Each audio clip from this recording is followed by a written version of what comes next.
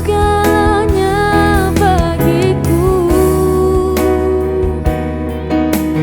Kau segalanya di hidupku.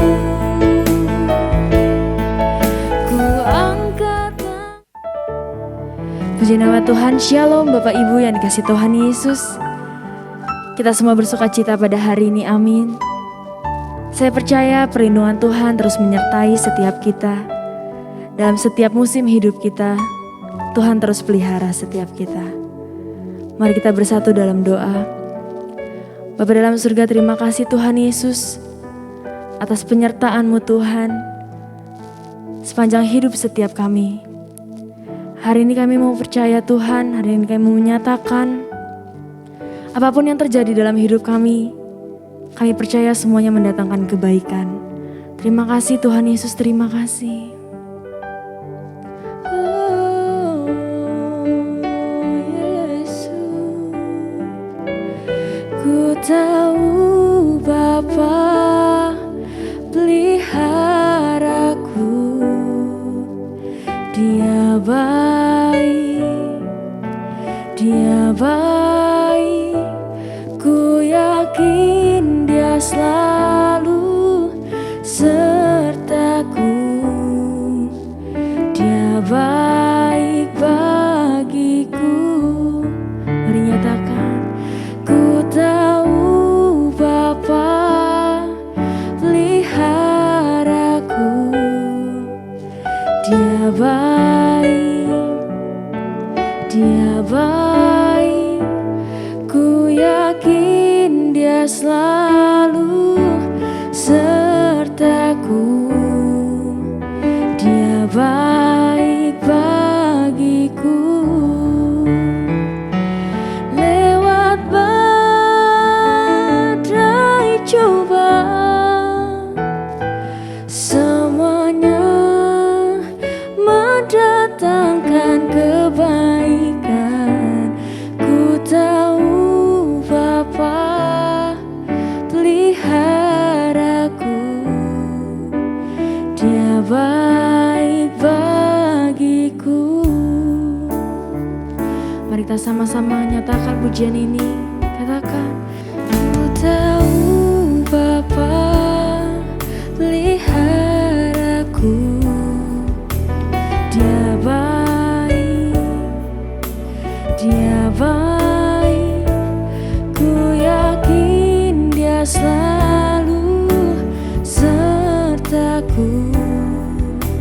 Dia baik bagi. Katakan, ku tahu Bapa peliharaku, Dia baik,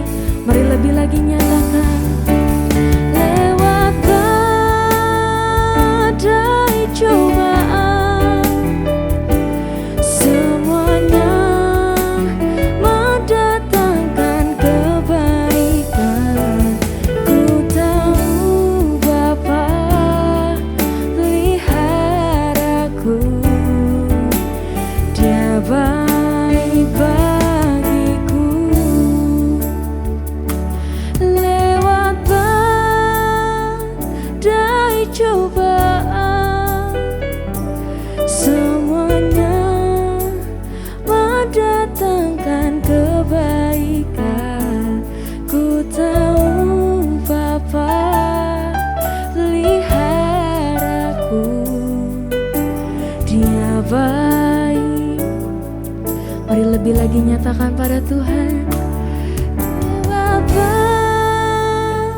Badai cobaan semuanya mendatangkan kebaikan. Ku tahu Bapa peliharaku, Dia baik bagiku. Lewat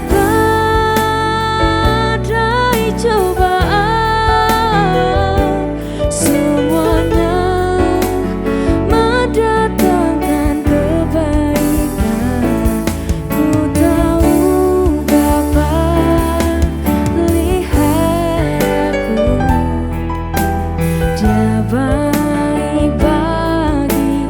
Katakan Dia baik, Dia baik bagiku. Oh, Dia baik bagiku.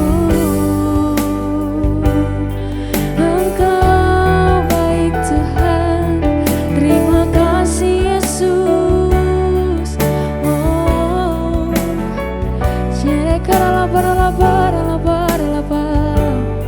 Engkau sungguh baik, teramat baik. Haleluya.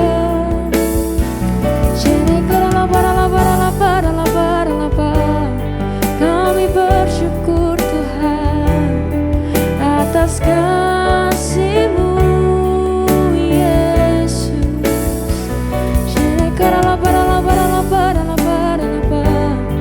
Engkau sangat baik Tuhan, Engkau baik Yesus. Mari terus sembah Dia, ucapkan rasa syukur-Mu, sebab Dia baik. Haleluya.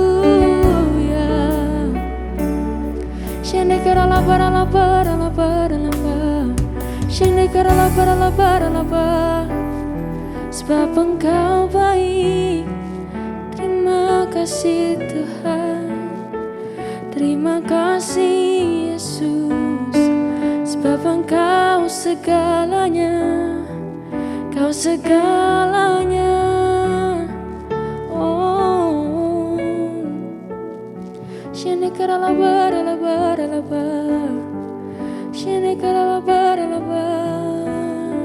haleluya. Kamu nyatakan bahwa Kau segalanya Tuhan.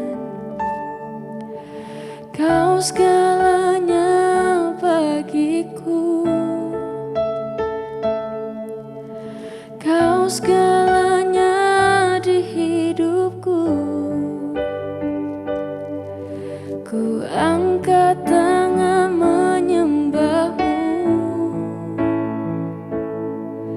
ku angkat suara memuji-Mu.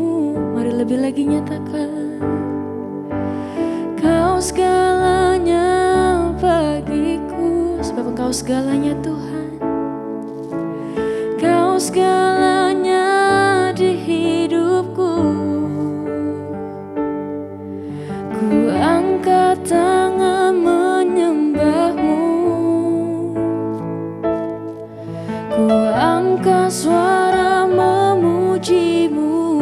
Mari lebih lagi nyatakan, Kau segalanya bagiku, Kau segalanya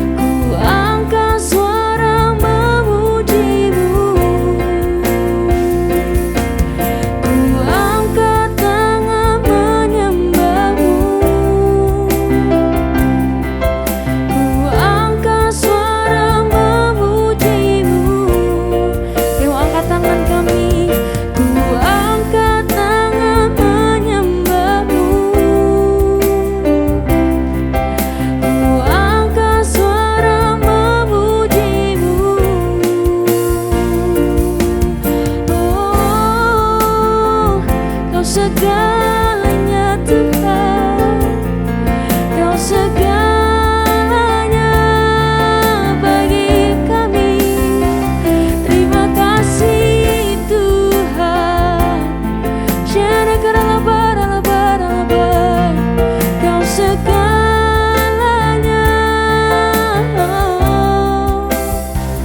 Terima kasih Tuhan, Engkau baik, selamanya baik Tuhan.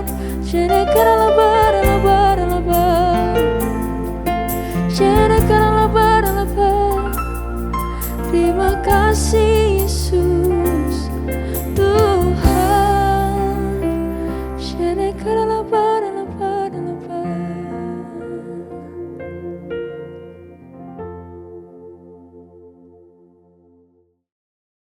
Shalom Bapak Ibu, Saudara-saudari sekalian. Perkenalkan, saya Dr. Christian Permana, spesialis bedah saraf dari Rumah Sakit Mitra Keluarga Kalideres. Pertama-tama saya mengucapkan terima kasih kepada Ibu Anita dan juga GBI PRJ CK7 yang telah mengundang saya untuk membawakan materi, men-sharingkan ilmu di acara Welcome Baby Day pada hari ini. Dan tema hari ini adalah tentang shaken baby syndrome dan cedera kepala pada anak. Jadi shaken baby syndrome ini adalah termasuk salah satu bentuk kekerasan pada anak.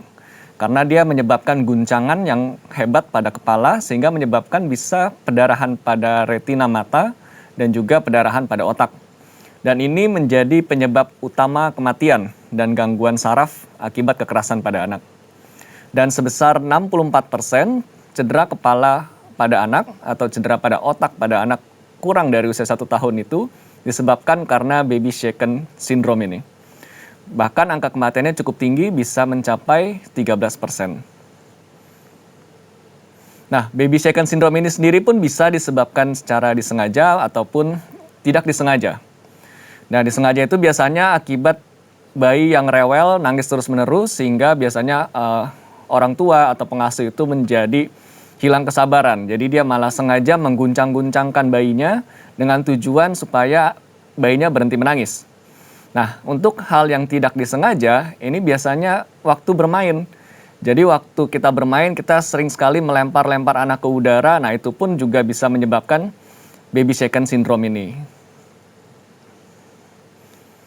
Dan ini paling sering terjadi pada anak usia dari di bawah 2 tahun, baby shaken syndrome. Dan biasanya yang melakukannya itu adalah laki-laki, yaitu bisa juga ayah dan juga baik dari pengasuh anaknya atau babysitternya itu bisa menyebabkan baby shaken syndrome ini yang paling sering. Dan orang tua yang mengalami stres baik secara sosial, biologis, finansial itu sangat rentan sekali memiliki sifat yang agresif saat menangani anaknya yang sedang menangis atau sedang rewel. Dan ini adalah beberapa perilaku atau tindakan yang bisa menyebabkan shaken baby syndrome. Yang pertama ini adalah saat kita mencengkeram bayi di bawah ketiak lalu kita menggoyang-goyangkan dengan sengaja. Atau bisa tidak disengaja saat kita bermain kita melempar-lempar ke udara. Atau yang disengaja lagi itu dengan adanya kekerasan seperti menampar atau seperti menggoyang-goyangkan, diputar-putar dan juga mengangkat bayi tinggi-tinggi tanpa kita menopang bagian lehernya. Nah, kenapa baby shaken syndrome ini sering terjadi pada bayi, terutama pada anak-anak usia di bawah 2 tahun? Hal ini disebabkan karena proporsi ukuran kepala pada bayi itu memang jauh lebih besar dibandingkan pada saat usia dewasa. Kalau kita lihat dari gambar ini, saat kita berusia 1 tahun, ukuran kepala kita itu sebesar 25% dari proporsi tubuh kita. Jadi memang kepala itu ukurannya memang besar pada saat bayi. Saat usia 3 tahun pun masih besar, yaitu sebesar 18%.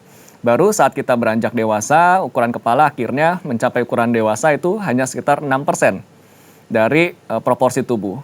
Itu yang menyebabkan kenapa pada bayi itu sangat rentan sekali terjadi baby shaken syndrome ini karena beban atau berat kepalanya yang lebih besar dibandingkan saat usia dewasa. Nah, inilah yang terjadi pada saat guncangan tersebut atau baby shaken syndrome ini. saat kita mengguncang-guncangkan bayi, yang terjadi adalah otak di dalam tengkorak kepala kita itu pun ikut berguncang. Saat kita menggoyangkan bayi ke belakang, maka otak akan ikut ke belakang. Saat ke depan, begitu pun juga otak akan ke depan. Dan itu menyebabkan benturan dari otak mengenai dari tempurung kepala. Dan kita lihat dari gambar sebelah kanan ini adalah di permukaan otak kita itu banyak sekali pembuluh darah kecil. Dan pada bayi, pembuluh darah ini sangat rentan terputus atau pecah. Sehingga saat diguncang-guncangkan, pembuluh darah ini putus sehingga mengeluarkan darah. Lama-kelamaan darah ini akan terakumulasi atau terkumpul di atas permukaan otak. Dan itulah yang menyebabkan terjadinya perdarahan otak pada shaken baby syndrome ini. Ini juga sama, adalah mekanisme yang terjadi saat kita mengguncang-guncangkan, maka otak juga akan terguncang. Kalau lihat dari gambar yang sebelah kanan ini ada gambar otak yang sehat tanpa adanya perdarahan atau cedera. Sedangkan gambar yang sebelah kanan itu kita lihat ada darah di atas permukaan otaknya. Ini akibat dari guncangan dari baby shaken syndrome ini. Nah, lalu bagaimana kita mengetahui apakah bayi kita ini mengalami baby shaken syndrome? Kita bisa melihat dari beberapa gejala. Jika gejalanya ringan, memang kita sulit sekali mengetahuinya karena bayi belum bisa bicara dan juga belum bisa menyampaikan keluhannya. Sehingga biasa gejalanya itu tidak spesifik. Namun lama-kelamaan ya akan membaik sendiri tanpa disadari. Itu biasanya yang ringan. Namun kalau gejalanya itu berat bisa menyebabkan bayi sampai tidak sadarkan diri. Bisa sampai kejang, bahkan bisa sampai menyebabkan kematian. Jadi sesaat setelah guncangan, biasanya anak itu bisa menjadi semakin rewel. Jadi semakin rewel, malah cenderung banyak tidur, menjadi tidak aktif. Bisa terjadi muntah-muntah, dan anaknya menjadi malas makan atau minum. Jika masih bayi, dia malah malas menyusu. Dan gejala ini bisa menetap selama beberapa hari hingga beberapa minggu. Dan jika ini terjadi berulang-ulang, terus-menerus secara kontinu, maka itu bisa menyebabkan gangguan belajar dan gangguan perilaku saat anak beranjak dewasa nantinya. Nah, gejala lainnya apa? Gejala lainnya adalah ini mungkin harus diperiksakan ke dokter atau ke rumah sakit ya. Jadi memang bisa disertai dengan adanya perdarahan pada retina mata, jadi bagian mata bagian dalam, dan ini harus dilakukan pemeriksaan oleh dokter. Dan juga bisa menyebabkan patah tulang. Jadi patah tulang itu paling sering terjadi adalah tulang iga, lalu juga bisa tulang pada tangan dan kaki. Kalau tulang iga ini karena orang dewasa tersebut mencengkeram bayi dengan keras lalu mengguncang-guncangkannya sehingga menyebabkan tulang iganya bisa juga patah. Oke. Lalu bagaimana kita bisa mengatasi atau kita mencegah? Karena tentu saja mencegah akan lebih baik jika daripada mengobati. Nah, tentu yang pertama adalah kita harus sabar karena ini penyebabnya paling sering adalah hilangnya kesabaran. Atau orang tuanya itu menjadi kesal karena anak yang terlalu rewel sehingga dia menjadi marah dan tidak sabar. Jadi apa yang kita bisa lakukan? Yang pertama kita bisa meletakkan bayi di lokasi atau di tempat yang aman. Kita bisa tinggalkan saja dulu sementara. Kita tarik nafas, take a time, lalu kita jika sudah tenang baru kita gendong lagi bayi kita, lalu kita tenangkan kembali. Atau memang jika ada orang lain di rumah kita bisa meminta bantuan. Ini ada suatu quotes yang sangat baik sekali. Jadi memang tidak pernah ada bayi yang meninggal karena dia menangis. Namun banyak sekali bayi itu bisa meninggal karena diguncang-guncangkan. Jadi memang ini sangat penting dan harus kita amini dan memang ini sangat maksudnya memang sangat penting untuk kita lakukan sehari-harinya. Nah, kalau pada baby shaken syndrome itu biasa terjadi pada anak-anak usia kecil, usia 1 atau 2 tahun. Namun jika anak sudah beranjak dewasa, tidak menutup kemungkinan anak tetap bisa mengalami namanya cedera kepala atau cedera pada otak. Nah, kalau ini penyebabnya berbeda. Nah, cedera kepala pada anak ini angkanya sangat banyak sekali. Di Amerika sendiri dalam 1 tahun itu bisa mencapai 2,8 juta kasus mengalami cedera kepala pada anak. Bahkan kematiannya itu bisa mencapai angka 55.000 dan sekitar 280.000 itu memerlukan perawatan di rumah sakit. Namun beruntungnya hampir sebagian besar kasus atau 75% kasus itu bersifat cedera kepalanya ringan. Namun tetap saja jika cedera kepala ini berulang-ulang terjadi terus-menerus atau berkali-kali terjadi, itu memiliki efek jangka panjang. Biasanya anak bisa menjadi sulit berkonsentrasi, lalu juga sulit mengingat, ada gangguan belajar, dan juga bisa juga terjadi gangguan kepribadian atau mood. Nah, kalau pada cedera kepala pada anak ini, penyebab paling besar atau paling sering adalah akibat terjatuh. Jadi saat dia bermain, saat dia berlari-lari, dia bisa terjatuh, bisa terbentur kepalanya. 28%-nya itu disebabkan karena memang tidak sengaja. Jadi terbentur, ada yang lempar bola, ada barang jatuh dari atas, nah itu bisa menyebabkan cedera kepala juga. Lalu sebagian kecil disebabkan karena kecelakaan lalu lintas, dan masih ada akibat dari kekerasan pada anak di rumah atau juga di tempat lain. Nah, kalau cedera kepala pada anak, gejalanya pun sama. Kita bagi menjadi ringan dan juga sedang hingga berat. Jika ringan, kita bisa lihat biasanya ada benjolan, ada memar, atau juga bisa juga ada luka goresan, ada luka terbuka di bagian kepalanya. Namun biasanya anaknya tetap aktif, tetap sadar, tidak ada keluhan lain. Namun kalau pada gejala yang sedang atau berat, itu bisa menyebabkan hingga gegar otak, patah dari tulang tengkoraknya, dan juga menyebabkan pendarahan dari otak. Nah, ini adalah beberapa tanda atau juga resiko yang bisa kita nilai apakah anak ini mengalami cedera kepalanya ringan, sedang, atau berat. Nah, kalau yang resikonya rendah, kita bisa lihat kalau anaknya mungkin jatuhnya tidak terlalu tinggi. Lalu juga setelah dilakukan observasi selama 2 jam, anaknya baik-baik saja, tidak ada keluhan, tidak ada gejala apa-apa. Nah, kalau resikonya sedang, itu kepala itu memang terbenturnya dengan keras, lalu disertai juga bisa ada mual dan muntah berulang. Biasanya muntahnya itu bisa sampai 3-4 kali. Bahkan anaknya bisa saja saat terbentur pingsan. Pingsan kurang dari 1 menit, dan anaknya itu setelah itu menjadi rewel, lemas, menjadi tidak aktif. Nah, itu harus hati-hati karena resikonya sudah menjadi resiko sedang. Sedangkan pada yang resiko tinggi, setelah kejadian anaknya langsung nggak sadar, dan sadarnya itu lebih lama. Dan juga bisa menyebabkan adanya kejang, lalu juga bentuk kepalanya itu menjadi tidak simetris, jadi terlihat ada bagian bentuk kepalanya yang masuk ke dalam. Nah, itu ada kecurigaan patah dari tulang tengkoraknya. Kalau pada bayi, kita bisa meraba ubun-ubunnya itu menjadi menonjol. Dan muntahnya itu menjadi lebih sering, lebih dari 5 kali. Nah, kalau ada tanda-tanda ini, harus lebih berhati-hati karena itu masuk ke dalam resiko tinggi adanya cedera pada otak. Nah, apa yang bisa kita lakukan di rumah jika anak kita mengalami benturan pada kepala? Nah, yang pertama, kalau ada lukanya terbuka, lukanya kotor, misalnya terkena debu atau kotoran di jalanan, maka yang bisa kita lakukan adalah kita cuci lukanya dengan sabun dan air yang bersih, air minum misalnya. Lalu jika ada perdarahan yang keluar dari kepala, kita bisa menekannya dengan menggunakan kasa atau kain steril. Kalau memang tidak ada, kita bisa memakaikan pakaian atau kain yang bersih. Kita tekan saja, dibiarkan selama 10 menit. Biasanya itu darahnya bisa berkurang atau bahkan berhenti. Dan juga kita bisa melakukan kompres dengan es atau kompres dingin di bagian benjolnya itu, yang bagian terbenturnya. Dan memang jika masih nyeri, kita bisa memberikan obat-obat anti nyeri yang sesuai untuk anak. Misalnya paracetamol atau ibuprofen, itu tujuannya untuk mengurangi rasa nyeri pada anak.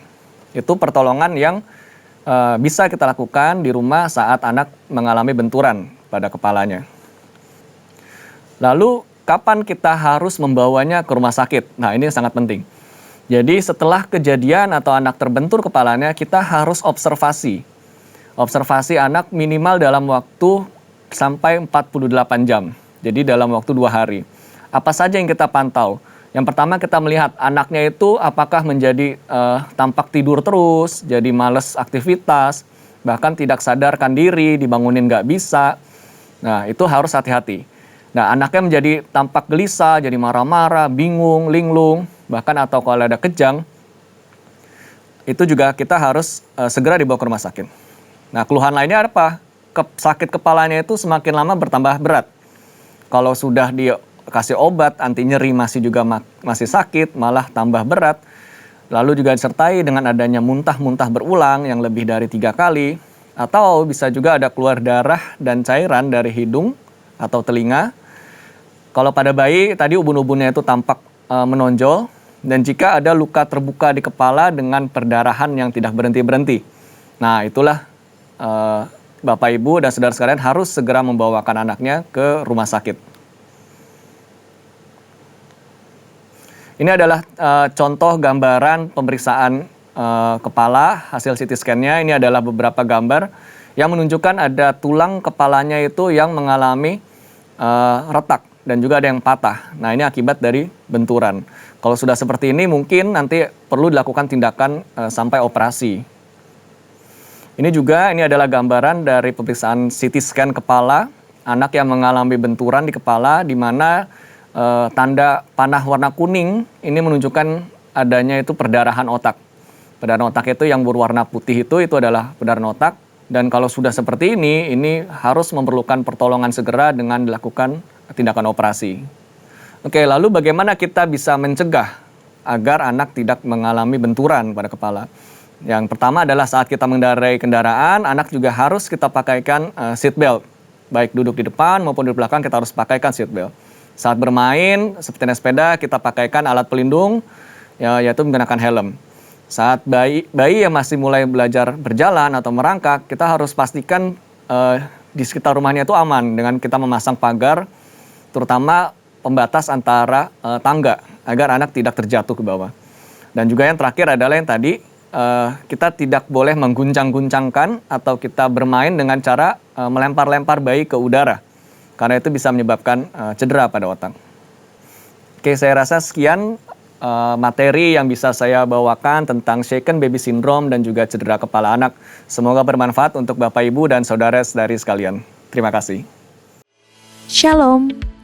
Gembala dan seluruh pengerja CK7 serta jemaat Tuhan mengucapkan terima kasih kepada Dr. Christian Permana yang telah memberkati kita semua melalui penyampaian penjelasan perihal baby shaken syndrome dan cedera kepala pada anak pada hari ini. Tuhan Yesus memberkati dokter dan keluarga berlimpah-limpah. Amin. Berikut kami sampaikan beberapa pengumuman. Ibadah Raya via live streaming hari Minggu tanggal 2 Oktober 2022 pukul 7, 9, 11.30, 14, dan 16.30 waktu Indonesia Barat dilayani oleh Pastor Himawan Hadi Raharja MSc. Ibadah Raya tersebut akan disertai dengan ibadah secara online mulai pukul 7 waktu Indonesia Barat, ibadah anak bahasa Inggris dan bahasa Indonesia, serta tayang ulang atau rerun ibadah yang dilakukan secara onsite, binary service, 2 PM Young Professional and Couples, 316 Youth English Service, ibadah Junior Church, serta King's Kid, ibadah anak berkebutuhan khusus di channel YouTube GBI PRJ CK7.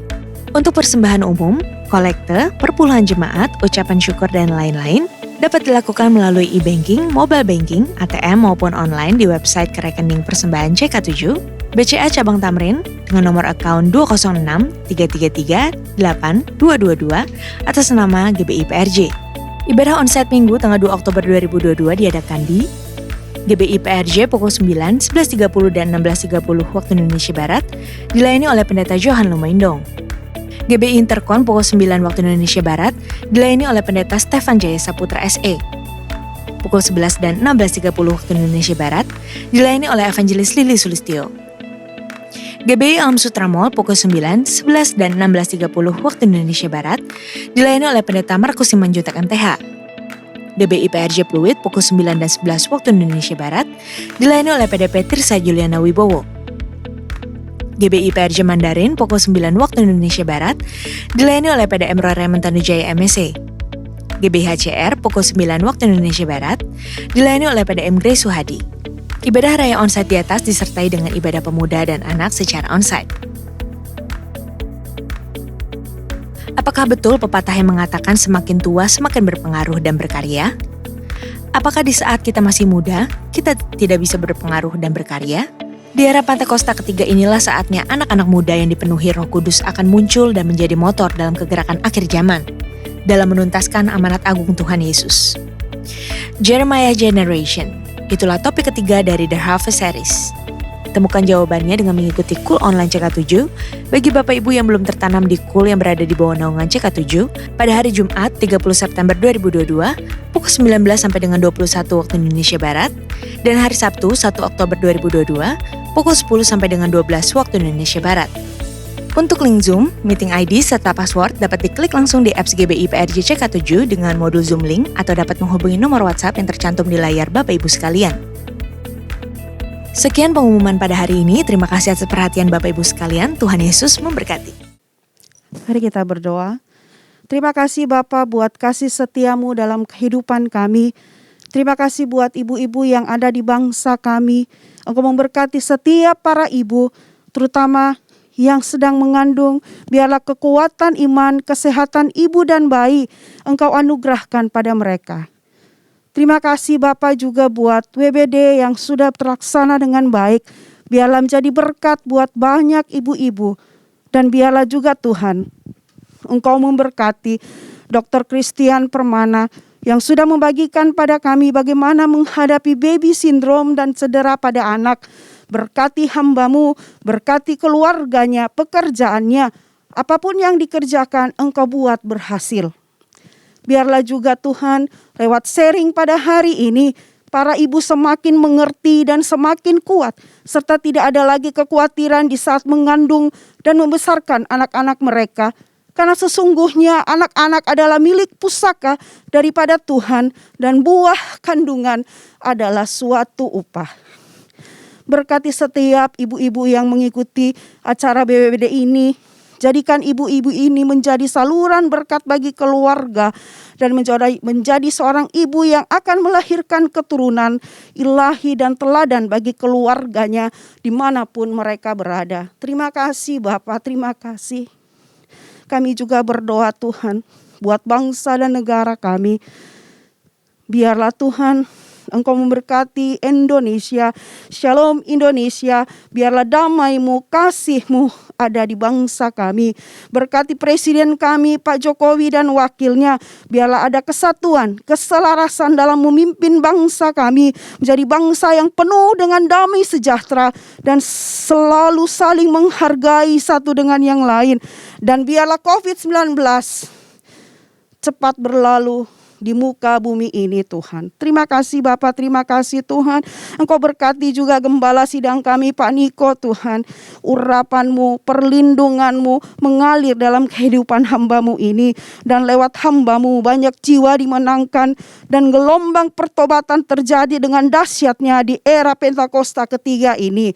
Kami juga memberkati Bapak buat gembala CK7 Pak Dr. Yanto. Kehidupannya, kesehatannya, keluarganya, pelayanannya ada dalam perlindungan-Mu. Urapan-Mu mengalir dalam hidup hamba-Mu. Dan lewat profesinya sebagai dokter, banyak jiwa mengalami mujizat, kesembuhan, dan kekuatan iman. Apapun yang hamba-Mu kerjakan, Engkau buat berhasil. Terima kasih Tuhan, terima kasih. Biarlah Tuhan acara BWD ini Tuhan menjadi berkat dimanapun berada. Menjadi berkat bagi ibu-ibu yang menyaksikannya Tuhan. Terima kasih Tuhan, terima kasih. Biarlah Tuhan Engkau selalu memberkati Dr. Christian Permana yang sudah memberikan sharing pada kami Tuhan. Kasih-Mu, berkat-Mu mengalir dalam kehidupannya. Dimanapun ia berada, apapun yang ia kerjakan, Engkau buat berhasil. Terima kasih Bapak, terima kasih. Inilah doa kami di dalam nama Tuhan Yesus Kristus. Kami sudah berdoa dan mengucap syukur. Haleluya. Amin. Jemaat Welcome Baby Day yang dikasihi Tuhan, mari kita siapkan hati untuk menerima berkat dari Tuhan. Terimalah berkat yang berlimpah-limpah dari Allah Bapa, kasih karunia dari Anak yang tunggal Yesus Kristus, dan penyertaan yang manis dari Roh Kudus menyertai kita mulai hari ini sampai Maranatha, bahkan untuk selama-lamanya. Haleluya. Amin.